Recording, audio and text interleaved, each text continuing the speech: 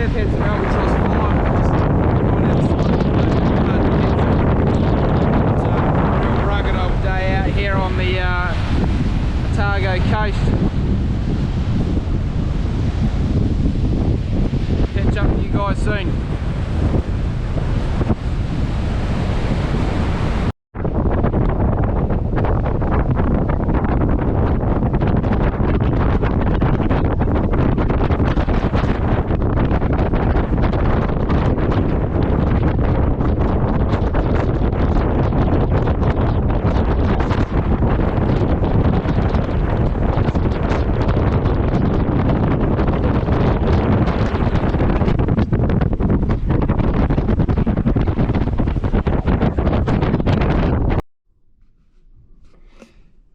How we going, team?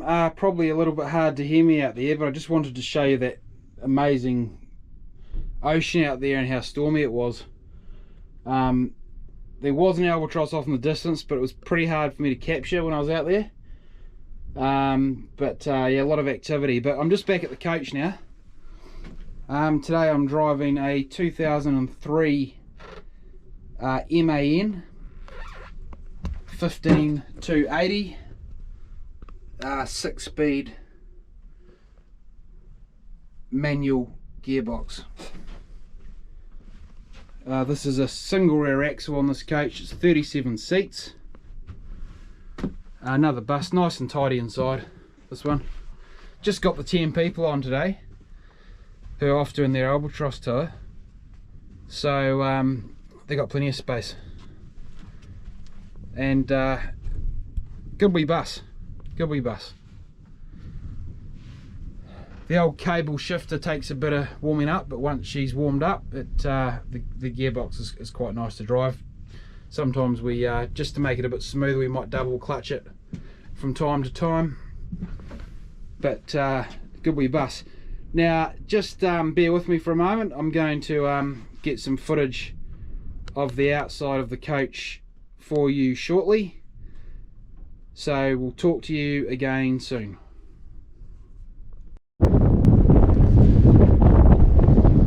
Okay guys, just got a bit of a view of the outside of the coach here.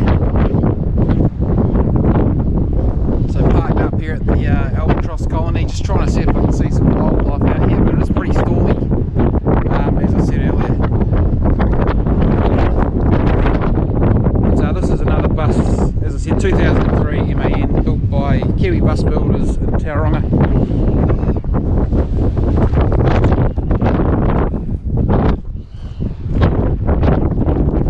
So the Kiwis on the engine bay cover here, as you might have seen in some of the earlier videos.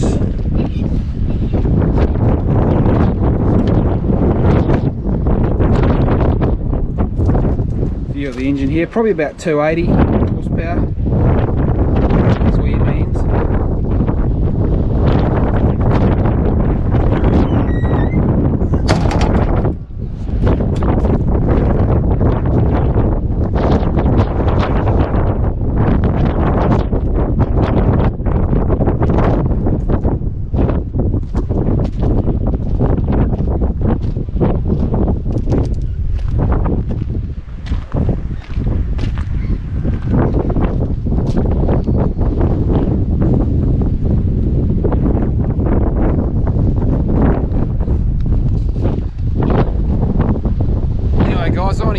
I'm going to go grab a coffee, have a bit of a breather, and I won't film on the way back into town with the passengers on board, but I'll try and get a wee clip after I drop the group off in Dunedin at the hotel, just of us driving back to the yard.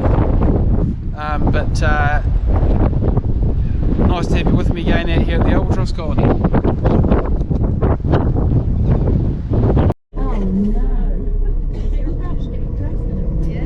Sounds like you had a nice time.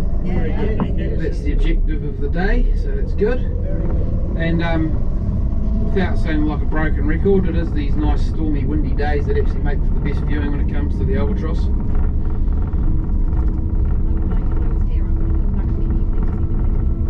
Yeah, definitely worth a look. And it'd be great, well, ideally if you had the time, you do like a late afternoon, early evening tour at the yellow-eyed penguin reserve, and then come after dark to do the blue penguins here, the rabbit.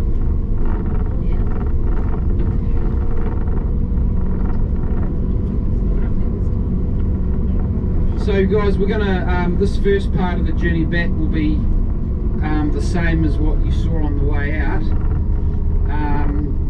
About a third of the way back, instead of crossing back up to the high road, we will remain on the low road, right the way back into Dunedin city. So I'm picking probably about 50 minutes, 45-50 minutes, so we should have you back at the hotel by 6 o'clock. And you got your dinner at 6:30, isn't it? Yeah. Yep, so that's not too bad a timing, is it? No, it's really Excellent. And so what's on the agenda for tomorrow, folks? Mount Cook, lovely. Lovely. What's the forecast? I think it's looking alright actually. I haven't checked in the last couple of hours, but I think the forecast is okay tomorrow. I think it starts to change a little bit the day after. On Sunday, Monday, it starts to turn a little bit nasty. Yeah, I think it's okay tomorrow. So obviously Mount Cook's one of those places where, you know, you want to be classy as you see Mount Cook, but over and above all of that, because you can't always control the weather, there's some beautiful countryside up there. It's a really lovely drive. Did you say something like only 25%? Yeah, 25% of people actually see. Mount Cook, yeah, from top to bottom, yeah. I didn't know that exact stat, but it is, you know, it is a tall mountain. Tall mountains attract cloud and weather and everything else. So, but I actually think, depending on what your tour driver does, you might do a stop further away from Mount Cook as well, look around like Tekapo or somewhere around there. And I think Mount Cook looks most effective from a distance because it puts it in perspective with all the other mountains around it. It's amazing close up, but you don't quite, in a different sort of a way, but you don't quite can't sort of see it measured against the other mountains. So I quite like a view from a bit further back. It's really good. Yeah, so you probably get, if it's a nice clear day, you'll get a hopefully a distant view and a close-up view, but the lakes up there are beautiful, those glacial lakes, they're that real blue milky colour.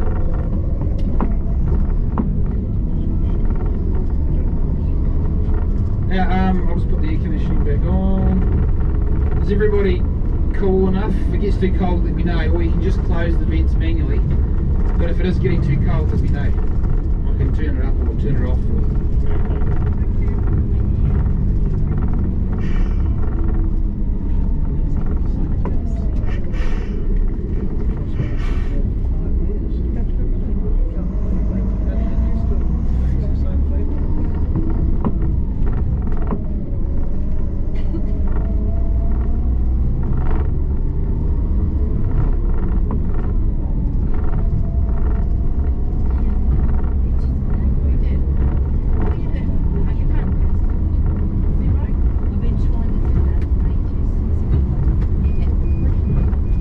I'm just going to let you relax on the way back, but I'm available to answer any questions. If I don't know the answer, I'll make up a story. Just look, if you want to have a chat or you've got any questions, just sing out. But I'll just let you guys relax and enjoy the journey back to Dunedin, because you probably hit information overload. Sometimes it's nice just to relax. But as I said, if you want to have a chat, if you've got any questions, I will be awake the whole time. So don't worry, you guys are allowed to sleep, but I'll be awake. We haven't got driverless buses yet, it's probably not too far off. I might look for a new job.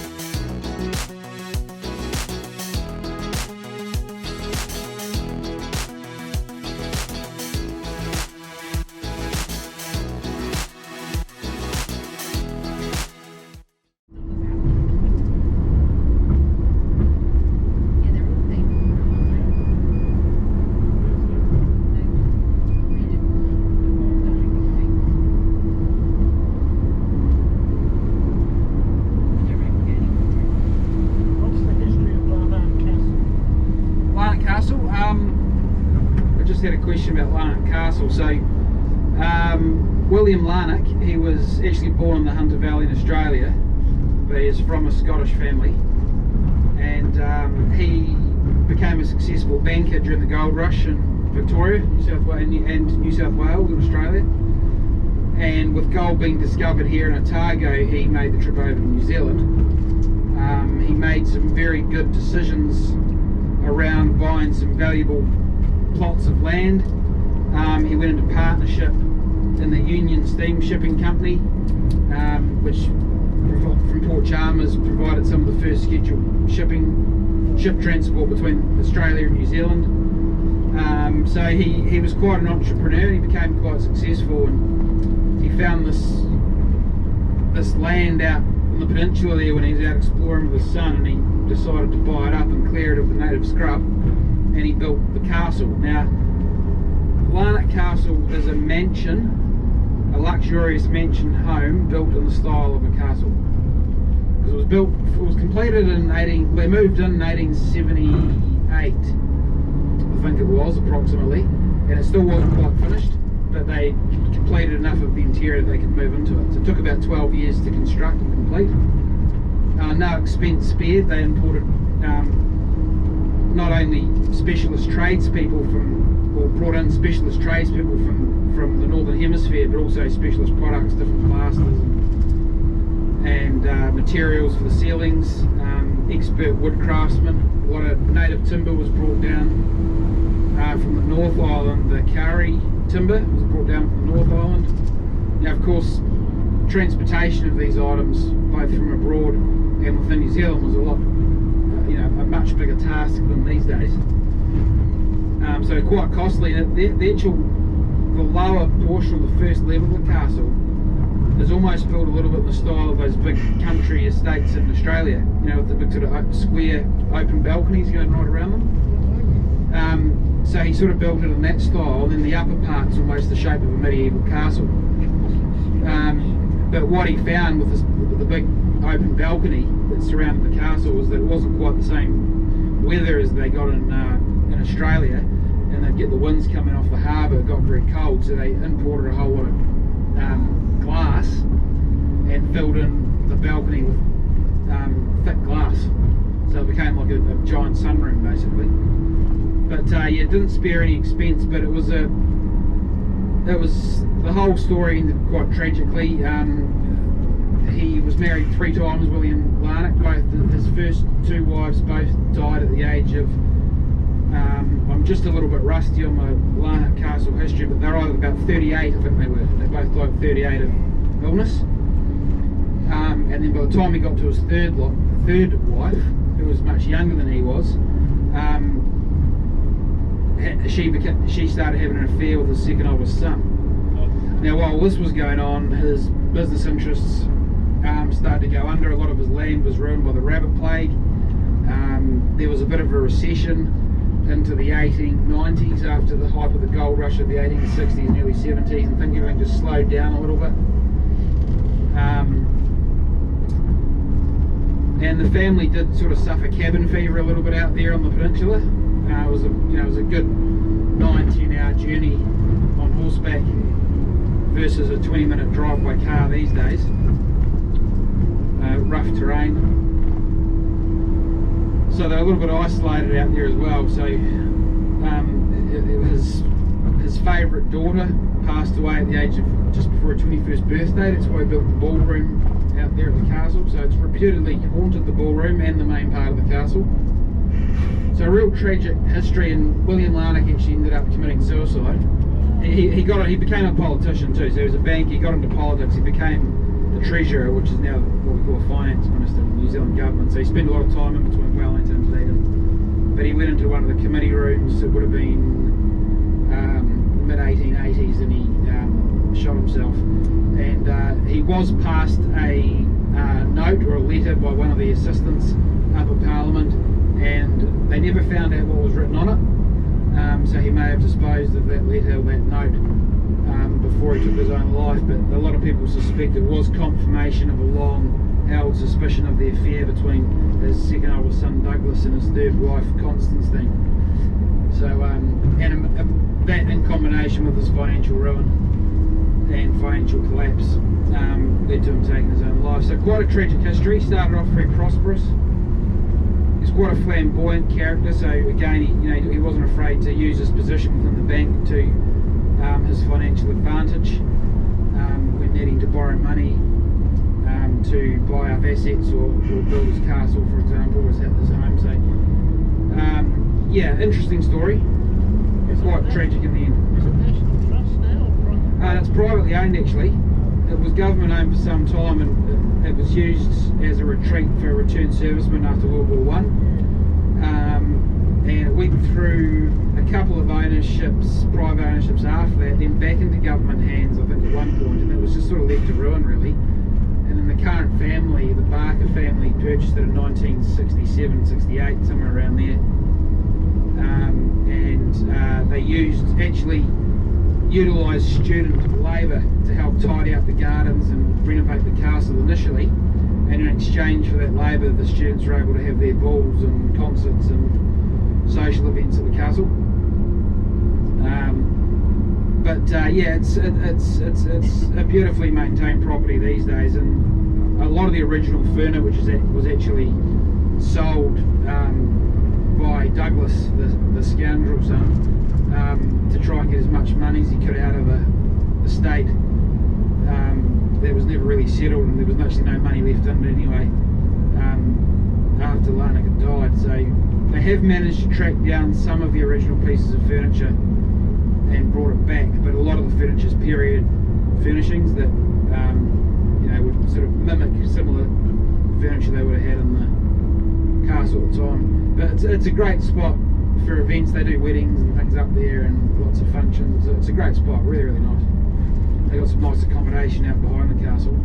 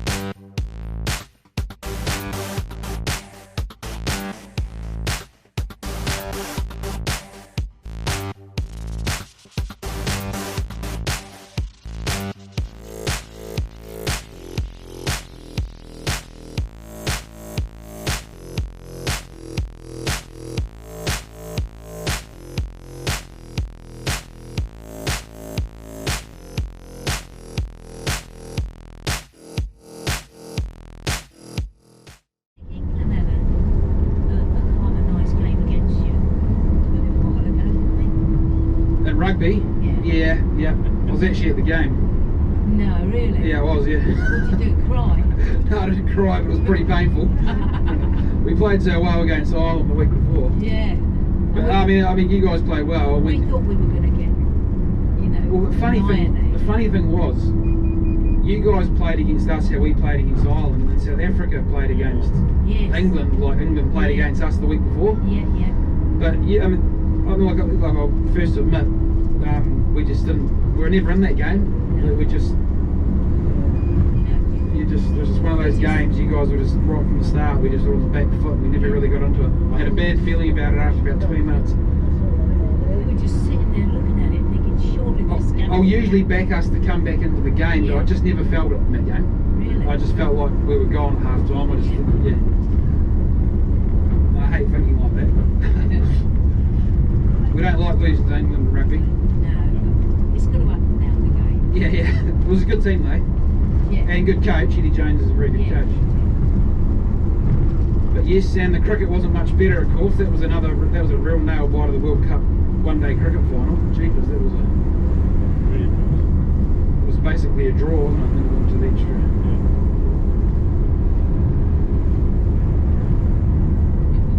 So just looking over at Dunedin here, guys, it's a beautiful city, and we've got a lovely green belt of vegetation that goes around the hill suburbs of Dunedin. This is known as the town belt.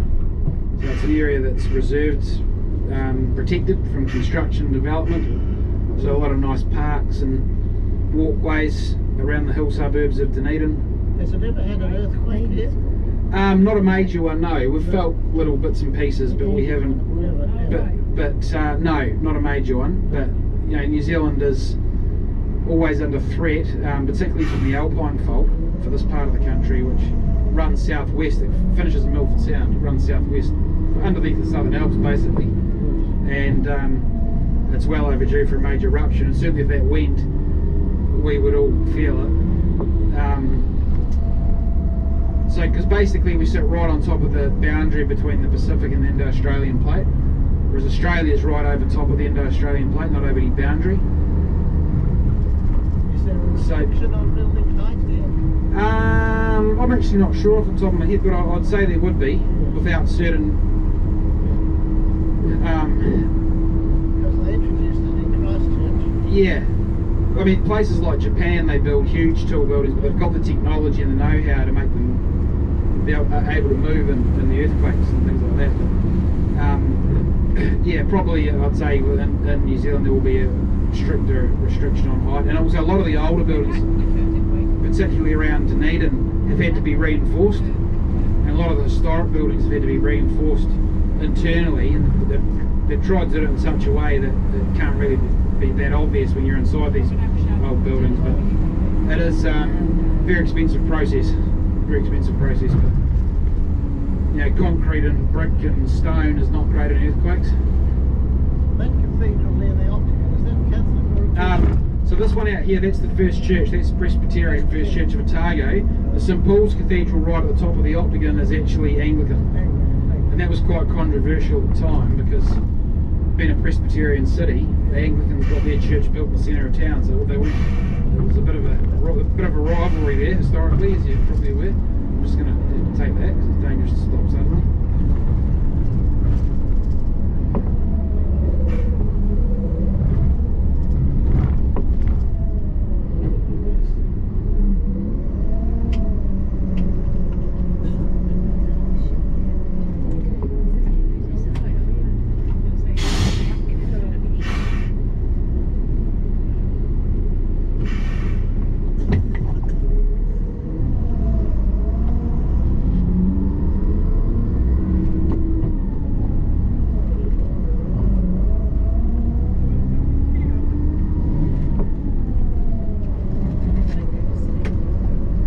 That's another cathedral, that's a Catholic cathedral straight ahead of us. You can just see the turrets up there, that's St Joseph's, yeah, that's the Catholic cathedral up there. And straight ahead of us here is Spates Brewery. This big red brick building up ahead of us here. That's where some of them went. So. There's not many of them.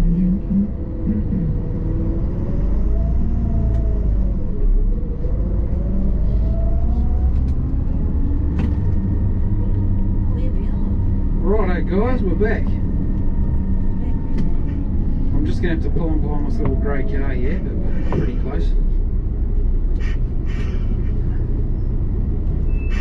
Oh, good timing. I might just let her move off, team, and then we'll move forward a bit.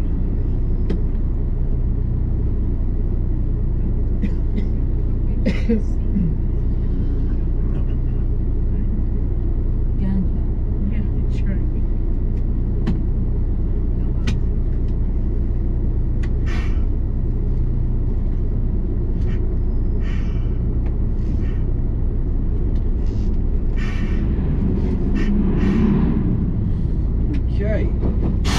Thank you very much. You're most welcome, guys. No worries. No No worries, glad you enjoyed it. Is that what makes it look easy? Just watch your step there. Oh, I know it. Okay guys, we've dropped off all the guests. We're just going to head back to the yard, so just a short drive. I'm almost out of battery power, so I may lose you on the way back. But again, thanks for watching my videos, really appreciate it. And if you've enjoyed the video and the other content I've been posting, please do subscribe to my channel, and we'll see you next time. But I'll have you with me just for this short drive back to the yard.